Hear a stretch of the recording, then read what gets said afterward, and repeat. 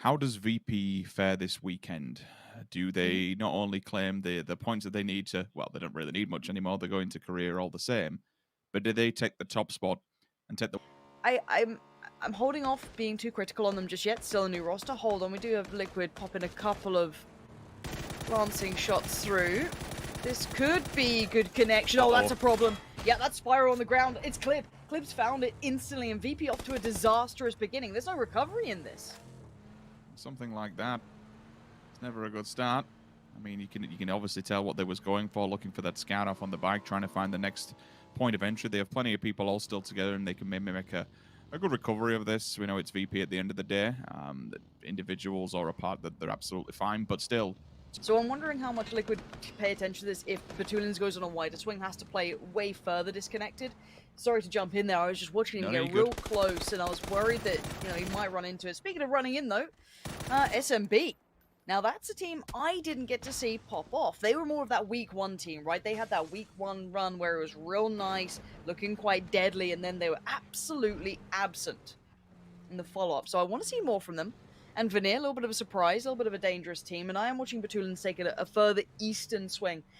They are fighting between three different teams. They're behind enemy lines. You're looking at Liquid, you're looking at BBL, you're looking at FaZe Clan. And they are spreading this 2-2. Yes, they're looking for options. Yes, they're looking for entry points. With the circle how it is, it does favor their side of the map, so we'll go with that. You know, you'd be kind of thinking, okay, Tierra Bronca, we'd be pushing further down towards the southwest, but anything's possible. We do go central this time, so it's not too far. But as you can already see for Heroic, it seems to be a bit of a telling storyline. Now, we can't take this away from them because this is how they play, and this is how they like to play, and they have won a Masters off the back of this, but they are one of the few teams that are outside the circle. It's a constant battle against this circle. I fully understand. I'm aware of that. Good move from Liquid, by the way, just in front of FaZe Clan. This has been scouted very, very well. And a push like this denies FaZe this compound to stay stationary. And now they have to readjust and go to a different position altogether. Unfortunately for FaZe, that'll be further away towards the circle's edge. Yeah, they could shuffle a little north, but there really isn't many ideal positions to lean back into. So that could be a bit of an issue. A bit of a missionary circle, real bland, real average. It does get the job done, but no one's having. Now, on the eastern side, yes, you can run up a little bit. You'll have SMB eventually, but you can see how close these teams are. ENCE is right on the cusp here, and actually, Tokyo have gone pretty close to this. I'm not seeing any nades just yet. Already damage has been done to Danimon, but that also could have been a little earlier, but getting so close to this, and I'm worried that ENCE is super unaware. I do see the switch to the barrel for Diggory, so I feel like something's starting to ring alarm bells. In the vehicle we go, and ENCE are looking further afield, and the surprise is waiting on the other side. Danimon, yeah, gets found. There it is. Diggory now has to yell for support, but the headshot's fantastic work. Tiikzu by his side. Tokyo gets them packing. Yeah, that's strong, and the rest of them are here to support, but unfortunately they've already died, so this might not really be the play. Drills him off the back of the bike. Artix is already hit up. That's, if they do this clay like that, that is just a whitewash. Wait a minute, damage in the back. Where's that from? SMB. Okay, so SMB can see this fight up on the hillside. The devastating part would be if ENCE do not keep this clean, and maybe if they get a knock, unresable, but for that one it is. Thankfully, it's behind the rock, so they can continue with this. That nade is not from him. That is from Heroic, who are pushed down into this compound. Galacticos, look at Thendalos. Thendalos is the problem. There's shots from a different angle altogether to try and subdue him, but the damage has been done. He has stabbed them directly in the back and put them down to 50%. Yeah, they're starting to struggle here. Thendalos, no, that's from DA. Jembty sending out shots here, and he can't quite do much about it yet. If he overpeaks, you can see that so many other teams can see his position. T-Bone forced to fight, and he's actually lost that too. He is now... Oh, that res is risky. Yeah. That is not a safe res.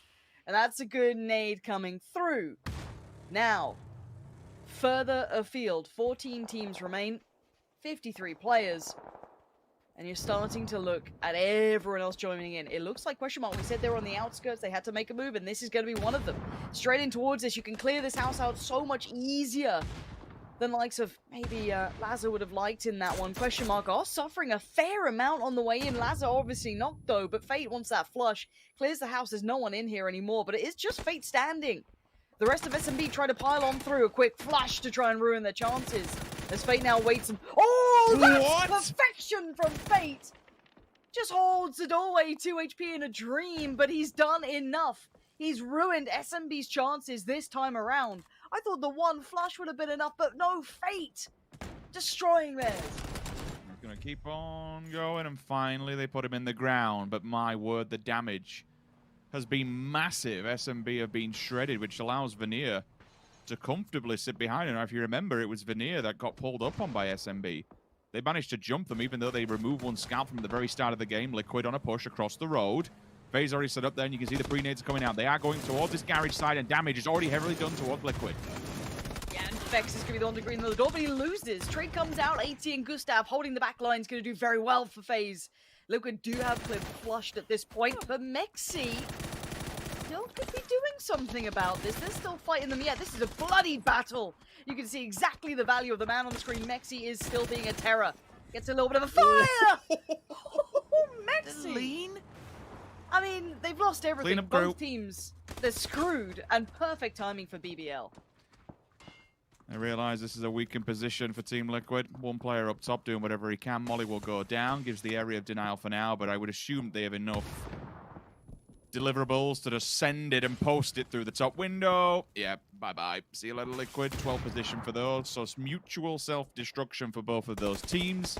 And BBL sits itself in and capitalizes on the situation altogether. Na'Vi up on the hillside. This is open waters for Exhalation. This is all kinds of dangerous, and we've seen what kind of marksman you have on the side of Natus Vincere. Strikes again. Qwizzy onto Salak. He falls and instant is removed from play. Daboom's going to try and get in a vehicle and maybe sending away from this side. We're moving to a different fight altogether, and it looks like another one where it's just going to be mutual self-destruction. Gear up. Hog straight on the other side as well. mxey the only one down for his team, so they have the man advantage when it comes towards this. Skadrillo with a final nail in the coffin, and Gear Up goes down. Yeah, this circle's been super punishing for these teams. SMB do lose Rip 9 in the end. And at the moment, Daboom not looking so likely either. Going to try and get a quick heal, but BBL should have him dead to rights out of here. Look at CodeMarco. Absolutely locked in on this one. And it's Na'Vi. As soon as you look left, Na'Vi's got you. Na'Vi's name is in the kill feed a whole lot. 5 kills already. And picking up where they left off. If this is going to be a big performance from them, so be it. The shots are looking good. Couldn't quite get more than that as he dipped down towards the ridgeline. Example needs to get himself in. The circle updates. VP, after a awkward start, losing a player out to Liquid. They're still sitting pretty. DA, not too bad in the north either. But this is quite open beyond that, Rich. This is a couple of ridge lines and maybe 2 ditches. So we're going to lose a couple of teams here. The second you say that, you can look at Galacticos all the way from the other side of the road, straight into ENCE. If ENCE can position itself down in the ditches in front of Vanir and take them out on arrival, block them in and barricade them, they take this entire side of the map. That's the first one going down. Keanu knocked and flushed, no time to mess around. 2 more left for ENCE. If they get this clean, they take a good portion of this circle. You have to remember that even with the compound that DA are holding, it's not close to the center. It's all the way on the edge, so there's going to be some work to do to try and advance forward into the middle. ENCE could really spread itself out amongst the hillsides and keep a lot of people at bay. Pull up onto the side of DA. Nothing much you probably can do about this when you've already got Xiong with an AKM waiting happily at the walls to deliver. And Cax from Hall of Game does whatever he can, but ultimately it's a bit barren. Yeah, again, Hall of Game, the wall, the way that compound's still mostly, partially in, should I say, and then the wall is basically a free barrier for DA to play off. It was so nice for them. I want to see how Na'Vi fare here, because they have, I guess, the bad side of the circle. BBL is somewhat more in a bit of a split, though. Look at Marco. Just living life in that smoke. The rest of BBL are further forward, so maybe CodeMarco could be that player around the back, kind of play the position we saw absolutely fell the likes of Heroic earlier. And there's Vanir working out their way in. ENCE are holding them accountable in the north. Could be a couple of shots on the way in, but they scurry slightly further west. They could be okay. Let's see how much damage they get. Yellow still okay. Couple of tags.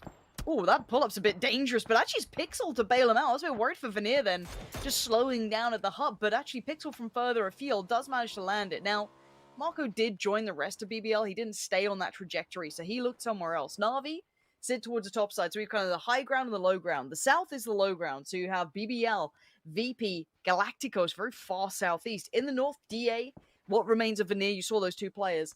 ENCE in the northeast, and the Na'Vi kind of wanting to deal with what's down below. So peeking over towards BBL, they want them gone.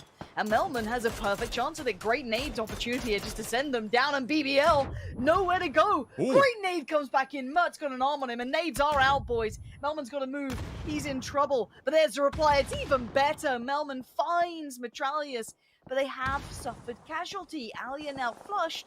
They can't just instantly, push down the hill anymore. They have to be a bit more careful.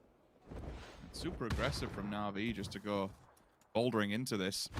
They took it head on, and we know that they can do the damage, and they're not scared to get involved in a fight if it means removing a team from play. They have to advance forward. They have to deal with this. It's one of those where you can't really double think it, because if they start to double back on themselves, they'll be open exposed to the likes of VP, who will begin to rain down fire into this fight. Speaking of fire, Metralius is actually on fire. The final molly ticks off, and he is down. The smoke wall will be built. No time really to be getting himself back on his feet, to be honest with you, but then I think probably just do with him dying and taking his smokes off him to try and continue this. All the meanwhile, the smokes down below just give some kind of bait to draw all of Na'Vi in. VP holding while they are down low. Almost everybody is up high. That is just a floodgate. At the moment, ENCE can try and keep control of it, but we have to remember, Na'Vi and DA, these are some very, very good players. This is going to be a nasty and cruel battle for the north. It is, but Na'Vi don't want any of it. They just got in their vehicles and started heading south. So if you hear shots, it's this. There you go. You're going to see it now. They're going to swing on over. Maybe fancy Galacticos rather than sitting towards the north. Maybe they can get some respite from VP. This could be a good idea. I don't mind this at all. Spray comes in. DA are going to be forced to fight now. Keep in mind the blue is working them forward. So Vanir in the middle, and then on the other side is ENCE. Now, do DA want this? This would be an extended, long fight. They still have to get in. Now, I like the moves coming out from PiXeL here. Going to shuffle himself forward, not have the pressure of the blue on the back. Going to outmaneuver ENCE in this one, and actually force the hand of Vanir. Great work, but it's ENCE to capitalize. Actually converts towards PiXeL as well as Yellow waits, holding his breath, hoping to not get noticed. Oh, he is. And now DA are in trouble. They are visible to VP here. They've opened up their backs a little too much, and ENCE can actually dominate from this hillside. Good trade does come out, showing he's still standing, but it might just be him, and this is just destruction in the north. These teams, this is why Na'Vi decided south seems better, boys. We're off. And now Diggory, Tiikzu, SKUIJKE, can you clean up this northern side? Can you get past them in a timely fashion? Because already Na'Vi are looking across. They're looking further. Do they know about Galacticos? That's the question on my mind. They've got to, surely. Yeah, they've been peppered from earlier on with a fair few nades, but no trades have happened thus far. The smokes will go down the side of Galacticos to maybe worm the way down further in front of Na'Vi. ENCE are actually all alive and kicking. I'm surprised with how many fights they've been through. They've kept 4 players up, but it's a job that well done thus far. Na'Vi's position. Now, the question for me is eventually, when does Galacticos try and get involved in Na'Vi? Because they can't, both of these teams, really stay up on this hillside. One of them eventually has to wander their way down. Xiong's just causing problems for all kinds of teams, but he stepped inside the fire, and that'll be the death of him, sadly. Finally, the fight will begin to unfold. Oh, Na'Vi Lord. know it's time to go. The flashbangs Rich, are up, and they're over the wall. You bang on. And Vendelost, he's already been a problem for one team. He's going to be a problem for another. Na'Vi are down. That was so quick. And now this is what we said. When ENCE get gifted an opportunity, they have to take it by the horns. We have to see them close this out. It's not often you see ENCE have a potential, have a good position on the circle. Now, issues become is where is that next spot? And hello, Lou. Look at. Oh, yeah. Close the gap. Thank you Get very much, in observers, there. for that. And if Perfectix can keep those eyes just unable to peek that ridgeline, Lou gets to move up. Now, Galacticos still have 2 players here. So again, for Lou to do this, this is so bold to get out to this spot and just probably just sit down, prone down, and want nothing to do with it. Yeah, absolutely, there it is. Just going to snake the hell out of this. He is their insurance plan. He is meant to be the key to this. If all else fails, you'll still have Lou in a really good spot. Sending time for Galacticos, Rich. Imagine if they somehow run him over by mistake. I'm trying to think what else is really playable. Tree, okay, build it and hope for the best because they know that if ENCE overextends, they get shot by VP. ENCE knows that it has to eventually come down beneath them. How much utility does ENCE have to be able to commit to the calls unless they just catch him completely off guard? Diggory goes down. That's another banging shot from Qwezzy. Silences ENCE for all but a moment, but this will be the time for VP to start wrapping. VP's on the other side of the map. They've jumped completely. They're almost behind ENCE. Yeah, because they've used loot to just clear this entire space. They can hold this, and now they can actually push. There's the nade. That's going to give away the loot is close by. Maybe it could be a mystery that it's Galacticos until a knock, or maybe a bit more damage does come through, but Lou's position is now known. He does have the support from VP in the backlines, but they're still in vehicles. Now, we have seen one of the players get knocked from Galacticos and flushed. So I think it's just Fenderloss now who's still alive. So this is now problem time to begin. Where is VP in this? They're trying to get into a more powerful position to try and put some pressure towards ENCE. Try and maybe put themselves on equal footing here, because this is not easy. If Rustanmar can just find Fenderloss, it gives full focus onto the side of VP. They've been slow and precautious on this one. Lou's position is imperative. If it's not been made note of, he could strike at any minute. With the nades earlier on, they'll have some sort of, rough guidance as to where he's lurking.